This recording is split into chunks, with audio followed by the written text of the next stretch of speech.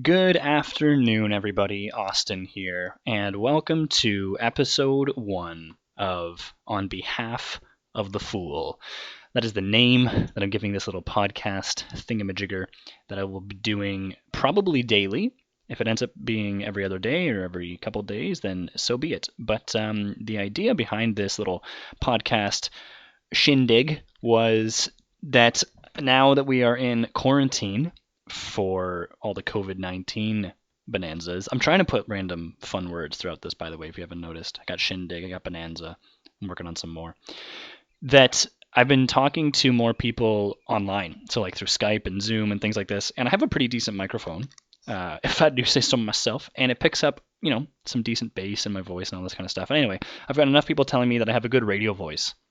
So I figure, and a few people have told me that I should do a podcast. So I thought, okay, I've had enough people say, I should do it, so I'm going to do it. So here it is. It's a podcast.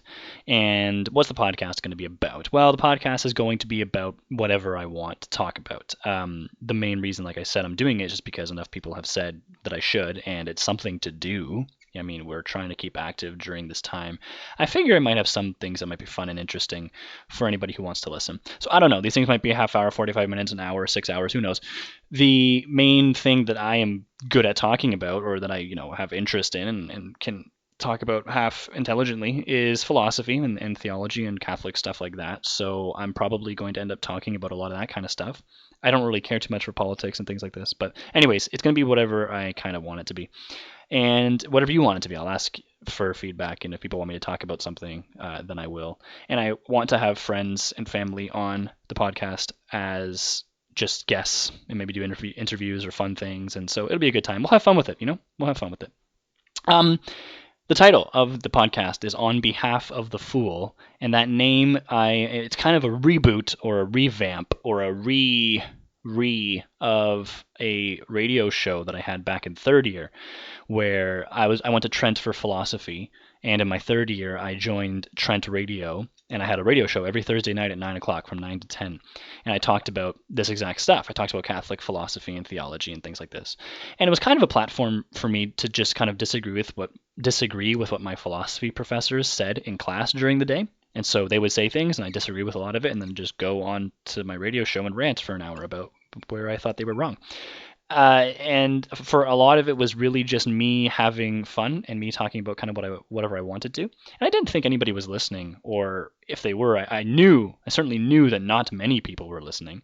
So for me, it was just kind of an experiment, something fun to do. I liked being in front of all the soundboard and all the knobs and dials and stuff in the radio and the recording booth, and so that was very, very cool. And it was kind of just a place where I could go and throw ideas around the room and have them bounce off the walls back into my face. So that was kind of the idea behind it. And I got the title of it. Okay, so that's the name, On Behalf of the Fool. And I've got everything I'm talking about is kind of just a reboot of that radio show that I did a couple years ago. The title came from a reply by a guy named Gaunilo, who was a monk and a contemporary of Saint Anselm. Oh boy. Saint Anselm, some of you may know, was a bishop, I believe.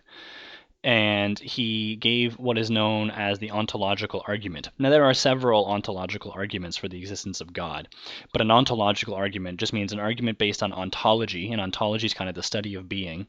And so Anselm's ontological argument it can be summarized in kind of one line. The argument is that God is that which nothing greater can be conceived.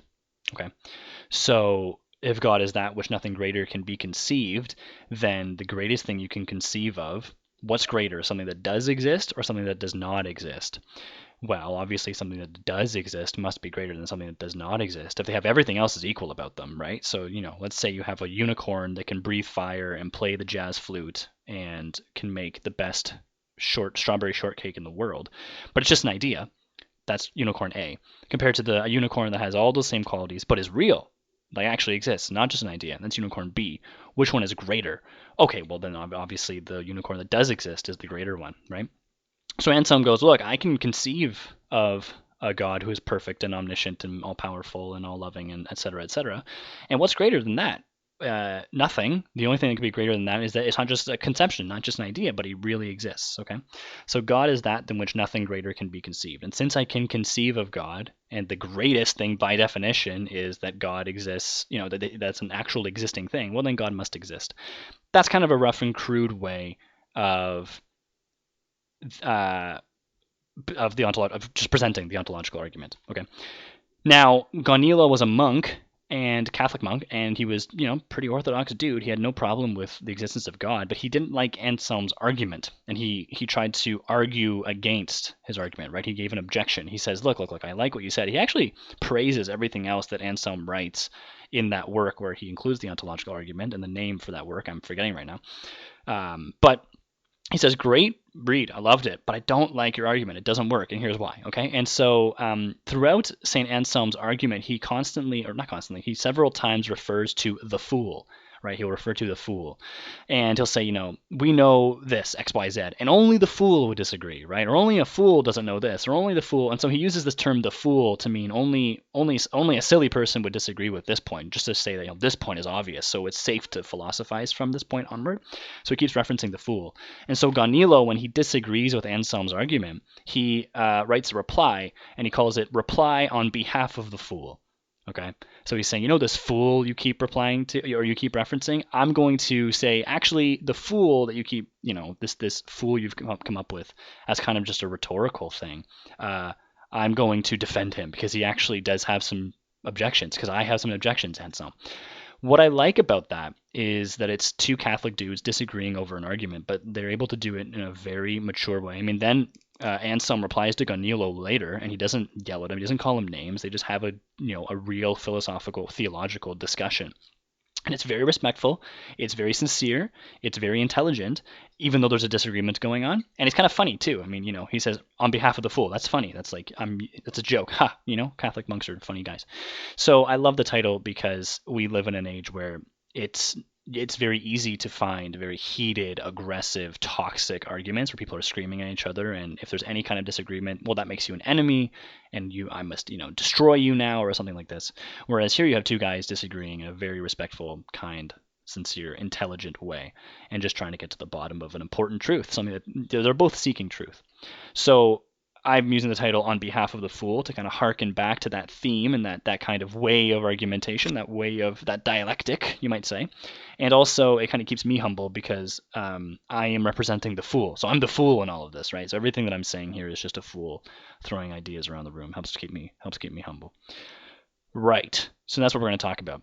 And this is going to be in the style of a podcast, like I said. So I don't know how you're listening to this right now, if it's on iTunes or YouTube or Vimeo. I don't quite know yet at the moment of recording. I suspect it'll be on YouTube. Regardless, if this is in some kind of YouTube format, video format, I might have some episodes where I'm putting up a video just to accompany the audio, but it is primarily podcast form and just audio. So you can listen to this while you're going to bed at night and you're insomniatic. Or insomniatic? Is that a word? If you are an insomniac, do we describe you as insomniatic? I'm going to look this up. Define insomniatic. No, that's not a word. Oh, wait. Maybe. If you're an insomniac, you can listen to this, or if you're just playing Minecraft, you need something going on in the background, you're going for a walk, things like that, hey, that's what this little thing is for, right? So I don't think you ever will have to. I'm going to try and make it so that if there ever is a video component, that you don't have to watch the video component, and you won't be missing anything, for example. Like I probably won't ever have an episode where it's just about, we're going to look at pictures of cats, which would be great. I mean, who wouldn't want that? But it's not really audio format, right? So we're going to try to avoid things like that. But anyways, I hope I'm speaking loudly enough. We'll see. This whole pilot episode might just be a way of kind of getting into the groove of things, working out some kinks, figuring out what doesn't work technologically and so forth. Yeah, this episode we're going to talk about some of my favorite quotes. So I love quotes. I'm a big quote guy, and I have a folder in Google Drive that's just a folder full of quotes, and it's quotes from my favorite writers and just things I've read, and they're organized based on author if they have enough quotes, and then I have a miscellaneous file, which is just a bunch of random people that have said cool things over the days and over the years, over the days, millions of days. I haven't updated this since February 15th, 2018. So it's a couple of years old now, and they all go older than that, 2017, 16, 15. So it definitely needs to be updated. But anyways, there are enough cool things here to talk about. I'm just going to read you some quotes, and then I'm just going to ramble off about them. We'll see how this goes. So, right, where should we begin? I'm going to start with G.K. Chesterton, because he is my favorite writer of all time. And I have a lot actually. I have 4 pages of quotes just from Chesterton. If you haven't read any Chesterton, my goodness, go read G.K. Chesterton, anything by him, even just look up G.K. Chesterton quotes. They will make you so happy. He is an extremely talented writer. He writes in a very like a roller coaster ride. It's like a dance. You just okay. Let me just read some to you. Here we go. So let's try and find a longer one because you get that sense of a dance. All right, here's one that's a really, really nice one. It is one thing to describe an interview with a gorgon or a griffin, a creature who does not exist. It is another thing to discover that the rhinoceros does exist, and then take pleasure in the fact that he looks as if he didn't. And that one's from his book Orthodoxy. So he will often do this kind of thing where it's a back and forth between his writing, right? He'll kind of switch it up for the second part of the sentence. And so here he's talking about, all right, we can talk about a gorgon or a griffin. The creature doesn't exist. That's one thing. But what about the rhino? That does exist, but it looks as if it didn't exist, right? And here the context of this is he's talking about this thing, this weird shape of Christianity. I believe that's what he's talking about. And the more he studied it, the more he realized this is a very odd thing, and yet it's real. And there's kind of this. He has a really keen interest in the paradoxes of reality, and there's a lot of paradoxes in Christianity that he is very focused on in a lot of his writings. I remember I used this one in the history class I had once. He says, this is from The Everlasting Man, my favorite book. He says, and if you leave things like all the religious wars and all the merely adventurous explorations out of the human story, it will not only cease to be human at all, but cease to be a story at all. It's so good. So what he's talking about there is people who try to dumb down history or kind of water it down and write off things like religious wars and merely adventurous explorations as superfluous to history. We don't need that. We should just talk about economics and politics and science and technology and things like this, and maybe culture a little bit, but leave out all the rest because that's not interesting. That's not true history. And here he's saying, if you do that, that human story won't just cease to be human at all, but it will cease to be a story at all. This is the kind of writing that Chesterton has. And I remember I took a class, so I went to Laurentian University for a couple months a few years ago before I went to Trent, and I was taking history and English. And in one of my history classes, I had somebody who was saying something very similar to this. It was in Canadian history, and they were talking about how, oh boy, something like one of the readings that we did, and he just wasn't. Okay. So I don't remember the exact reading or the exact context, but it was something like he wasn't at all interested in what we were reading. So we had to have a seminar after doing the readings and after going through lecture. And towards the end of the seminar, this guy kind of went, "Yeah, like I don't care about any of this. Like, who cares? Why is this important? Like, why are we reading this? You know?" He said that he was kind of just reading it because it was an assigned reading. He wanted to get through it and then get to the really interesting stuff. And by the really interesting stuff, he meant like the military stuff and the economic and the political and so forth. And what we were reading about was the experience of, I might be making this up, but I think it was like the experience of some of the early settlers to New France and how they were starting to live and the kind of the interactions they were having in the communities and things like this. He didn't find that interesting at all. But that's an example of a merely adventurous exploration, right? That's like people showing up to a new continent and just exploring because they're curious about what's on the other side of that hill, you know? And he had no interest in that. And so I dropped this bomb on him where I was like, I rambled about, well, this is actually really important, you know, this is history, and we can't just narrow history down to just economics and politics. And if you leave things like all the religious wars and all the merely adventurous explorations out of the human story, well, then it won't just cease to be human, but it'll cease to be a story. And there was just like this silence. And my prof was like, okay, well, now that we've had that bombshell from Austin, I think it's time to wrap up the seminar. Thanks for showing up, guys. I'll see you all next week, right? I was like, great. That did not. I thought everyone was going to be like, this guy is so wise, you know? Now it's just the weirdo shouting out quotes that they didn't even know were quotes. I don't blame them, man. The Everlasting Man is from 1910. It's an old book. But anyways, I was not the hero that I wanted to be. Here's a good one. Do not be so open-minded that your brains fall out. Boy, that should be a t-shirt. That's a really, really good one. Art, like morality, consists of drawing the line somewhere. I think he's talking about how art is the signature of man in that one. Because only humans do and care about morality. And only humans do and care about art as well. He kind of has a whole chapter in The Everlasting Man about that point. That's a really good one. Angels can fly because they can take themselves lightly. I think this is a misquote, actually. I think the actual quote is, angels can fly because they take themselves so lightly. You know what we're going to do? Angels can fly because they take themselves so lightly. I think that's right.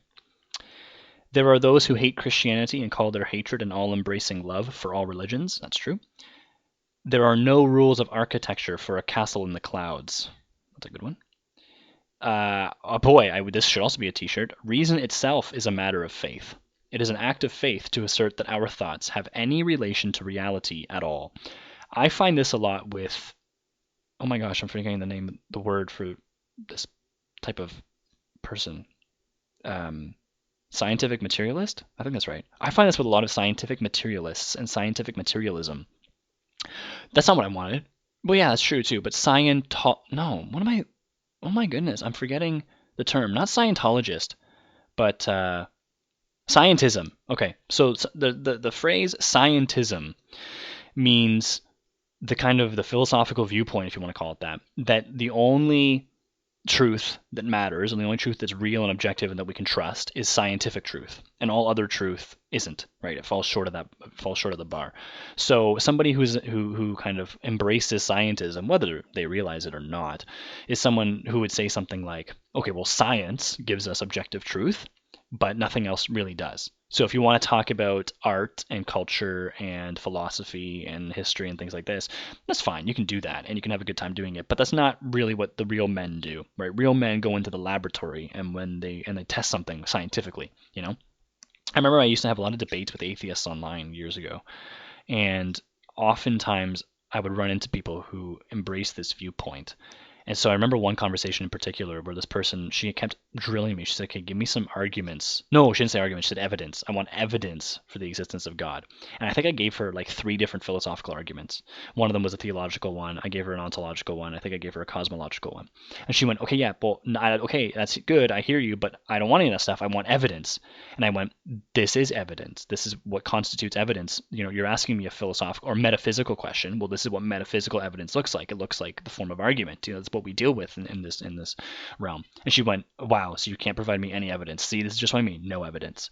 Because to her, if I couldn't provide her with some kind of physical, empirical fact of some, I don't know what she was wanting, but I'm assuming it would have to be like some bug out in some jungle somewhere or some, I don't know, particle wavelength or something. If I couldn't provide that, then I didn't have evidence. Because that was the only thing that counted as evidence in her mind. The word evidence to her was synonymous with empirical evidence or physical evidence, right? So there's no room for any other kind. And I remember that, and I was kind of struck. I was like, how do you like get to that point? This is what Chesterton is talking about here, where there are so many people who put up a dichotomy between okay, right. I was way off track. Actually, this isn't what Chesterton is talking about. But so this is the position of scientism is a position that tends to, or you have people who whether wittingly or not, support scientism, believe in scientism, will often uphold reason as their bulwark, right? They're relying on reason. They're all about reason and intellect and so forth. And of course, that only takes the form of science for them and empirical and physical evidence for them. But they will put it in contradistinction to faith. And they'll say, okay, look, there's a dichotomy here between reason and faith, right? And so the scientist doesn't have faith in his results. He tests the results and he has knowledge. He knows, right? We're out of the age of believing. We're into the age of knowing, you know? Sam Harris wrote a book called The End of Faith. And he just talked about how religions, and I think he primarily attacked Christianity, Islam, maybe Judaism. Actually, I don't think he talked about Judaism. He talked about Christianity and Islam for sure, though. Primarily Christianity. And just said, there's no room for this anymore in society, right? We need to get rid of this. We need to just have reason and science. We don't need faith anymore. It's a waste of time. So you can talk, classic example of this dichotomy. What Chesterton is saying here is that reason itself is a matter of faith. And he recognizes something that every sane person has recognized since time immemorial, which is, it is an act of faith to assert that our thoughts have any relation to reality at all. And his point there is that you cannot have one without the other. You can't have reason without faith. And could you have faith without reason? Okay, we certainly can't have reason without faith. And that's all he's trying to prove here. I don't know if you can go the other way. But how are you supposed to have reason? So let's say that you are kind of reasonably trying to study how something happens, right? Let's say you're trying to study, the connection between smoking and if it causes cancer. Okay, so that's your study, and you're studying this.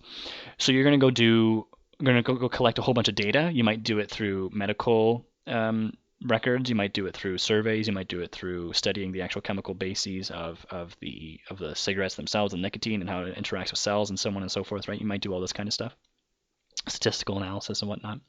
And by doing all of this, you're doing something very reasonable. You're using your reason and your mind and your intellect to get to the bottom of something, and that's good to do. But you have to have faith in your results, right? You have to have faith in your measuring instruments, that those are working. You have to have faith in your in the medical records that you're testing. You have to have faith in the math that you're doing. You might have messed up the math somewhere down the line, and you have to have faith in your ideas at the very beginning. Like, he's talking about a very fundamental kind of skepticism here. How do we know that we're not in a dream? And if you watch The Matrix, that's a good example of this. The movie The Matrix, they're all in a simulation world and nobody knows it. And there are only a few people that wake up and they're in the real world and they get unplugged from the computer simulation. And that's the real world. But everybody else inside the simulation thinks that they're in the real world when in reality they're in a computer program, right? So that's an example of right now you listening to this podcast, doing whatever you're doing, petting your cat or playing Minecraft. Those are the only two things I can possibly imagine you're doing. How do you know that this isn't just a dream or a computer simulation? And this is what Chesterton's talking about. He says you don't know that. But yet you're using your reason to do things such as, trying to find whether or not nicotine or smoking contributes to cancer, things like this. And it's an act of faith to assert that your thoughts and your feelings and your experiences and your ideas and everything have any relation to reality at all. This all could be a computer program, right? And all he wants to show here is that there's no dichotomy then between reason and faith. They're actually integrally related. They're very important to each other. You can't have reason without faith. I think that's important to remember. I don't think Sam Harris gets that. Now, mind you, when he's using the word faith, he often is using it with the big F, faith, as in like religions. But he slides into talking about little lowercase f faith as well. He equivocates all the time. And so he is attacking both, whether he knows it or not. That's a good one. That's a good quote. I would love to write a doctorate or a master's thesis on scientism and tearing it apart. But I think it's already been done.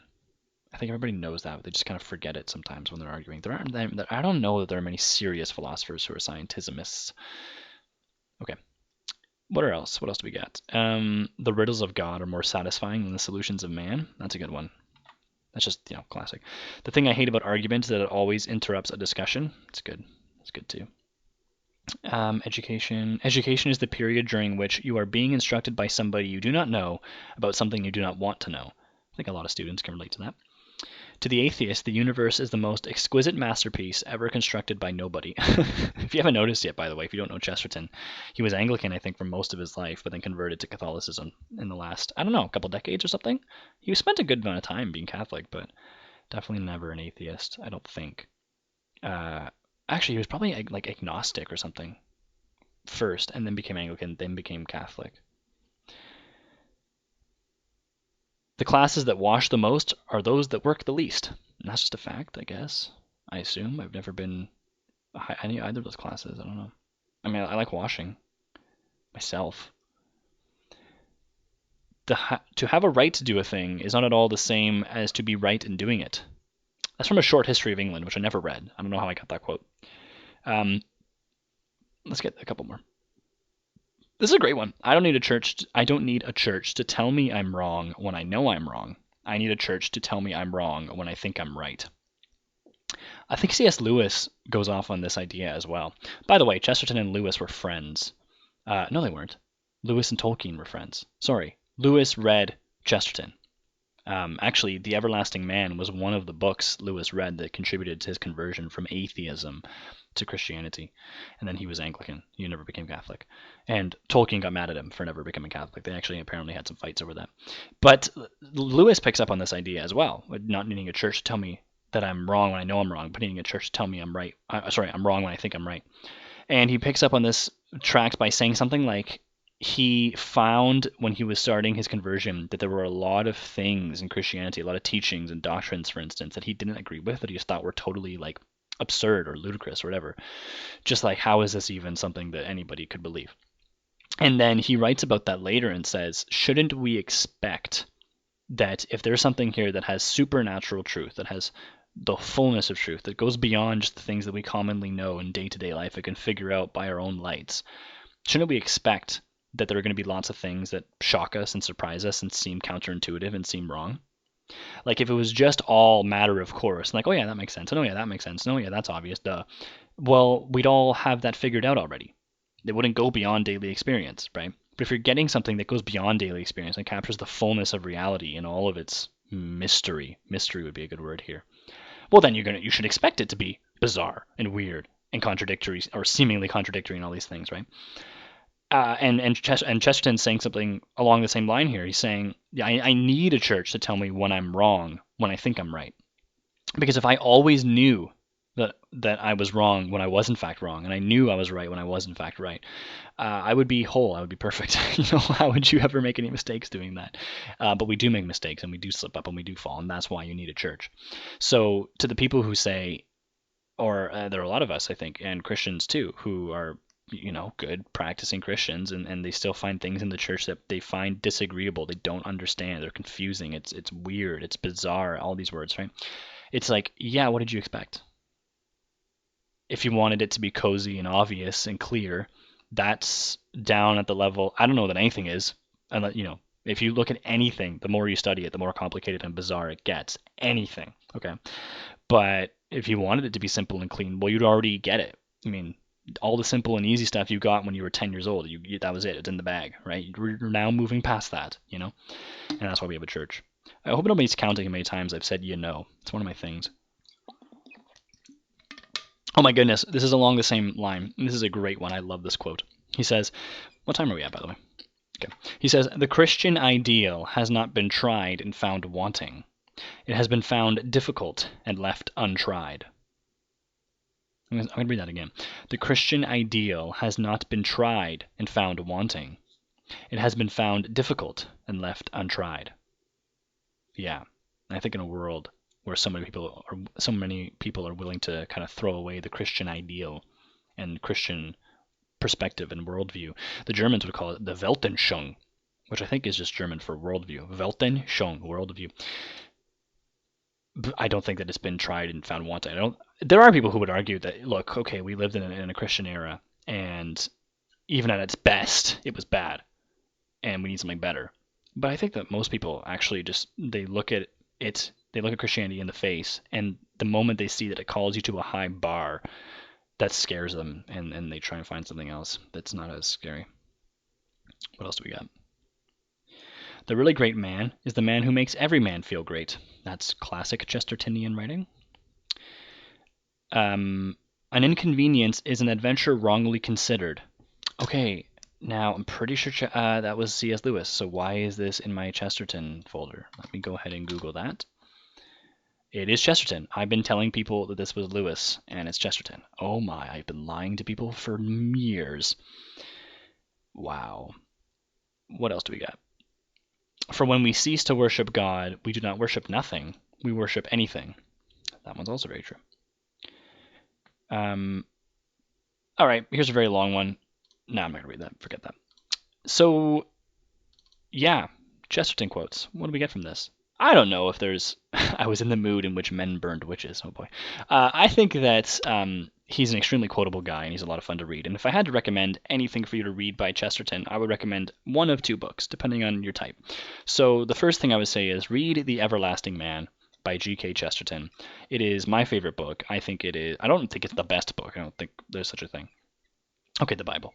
So I don't think it's the second best book. I don't think there's such a thing, but it's certainly my favorite. And the idea behind the Everlasting Man is, well, I'll read you a little synopsis of it. Might do a better job of explaining what it is than what I can do. It's a Christian apologetics book published in 1925, and it's somewhat a rebuttal of H.G. Wells' The Outline of History. Yeah, you do get a lot of rebuttals and a lot of mentioning of Wells throughout the book. Now, Wells portrays human life and civilization as a seamless development from animal life, and he describes Jesus Christ as merely another charismatic figure in the history books. Two things that Chesterton refutes in The Everlasting Man, and he does it in two halves. I think the first half is called On the Creature Called Man. No. Wait. Yeah, I think it's On the Creature Called Man, and the second half is On the Man Called Christ.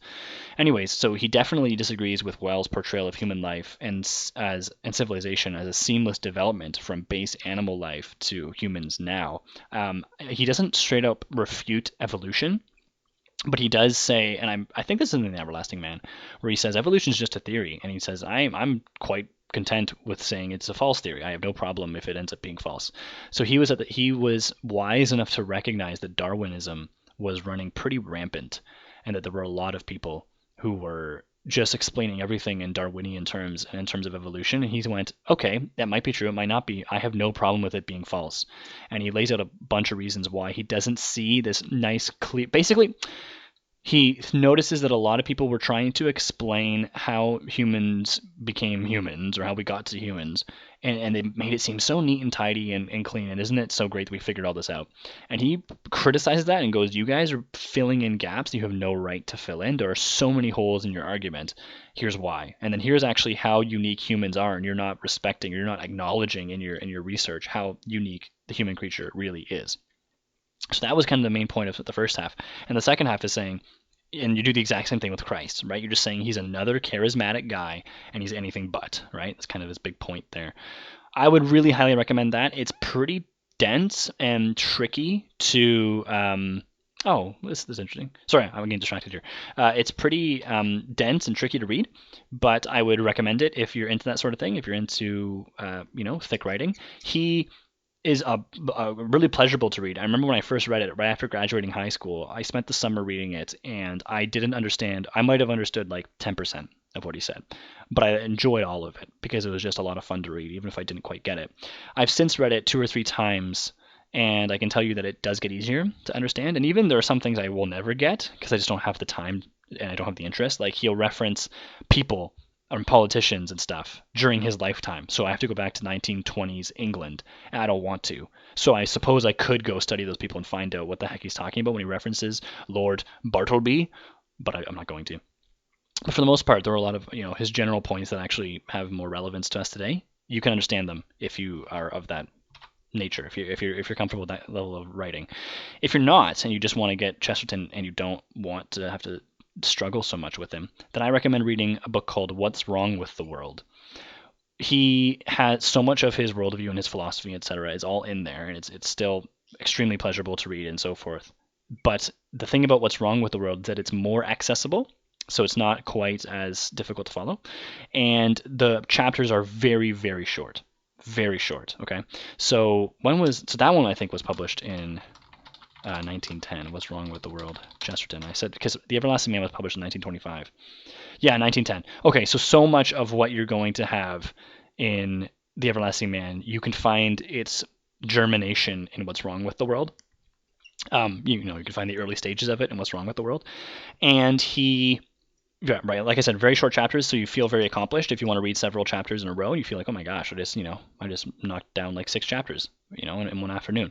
Or if you just want to read one because you just want something nice and easy and enjoyable and relevant. And this is very relevant. It's over 100. It's 110 years old, and it's still relevant to today. That's what I love about this book so much. He's writing something that is true, and really true things tend to stand the test of time. This book most certainly does. So those are my 2 recommendations for you for reading something by Chesterton. If you're more into fiction, apparently you can read the Father Brown series. I haven't touched the Father Brown series because I'm not that into fiction. I have an English minor, which means I read or I was supposed to have read lots of novels and poems and plays and so forth, and I'm just not interested enough in them. to make it a thing. I like philosophy and history and stuff more. But so I haven't read the Father Brown series. I haven't touched them, but I hear from people. A friend of mine said that if you want to get Chesterton's philosophy, worldview, etc., and rather you can just read the Father Brown series, and it's fiction, right? If you just read those, I think they're technically mystery novels. If you read those mystery novels, you will get all of his worldview without having to read any of his articles or books or essays, etc. And he was an extremely prolific writer, so it's a pretty bold statement, if I do say so myself. But regardless, go for that if you're more into fiction. I take it on good authority. You'll get the same vibe. I don't know though. Don't trust me. Check for yourself. That's good enough for episode 1. Hey, thank you all very much for listening. If you did listen, if you want to hear more and you have specific things you want me to talk about or want to be on the show, let me know. I don't know if I have an email yet or a channel or anything yet for this show. So just, if you know me, call me, shoot me a text, whatever. Send me a carrier pigeon with a letter in its talons. Do pigeons have talons? See the adventures you guys go on by being a part of this. Do pigeons have talons? Google. Talons are the largest, most prominent on carnivorous. But all birds have these sharp claws. I think it's fair to say that pigeons have talons. Why are pigeons' feet so messed up? This is an article that people wrote? Huh. I guess they are kind of messed up, eh? Yeah, send me a carrier pigeon. I'll make the next show about whatever you want it to be about. Thank you all for listening, and I will see you next time. So my name is Austin. Stay classy.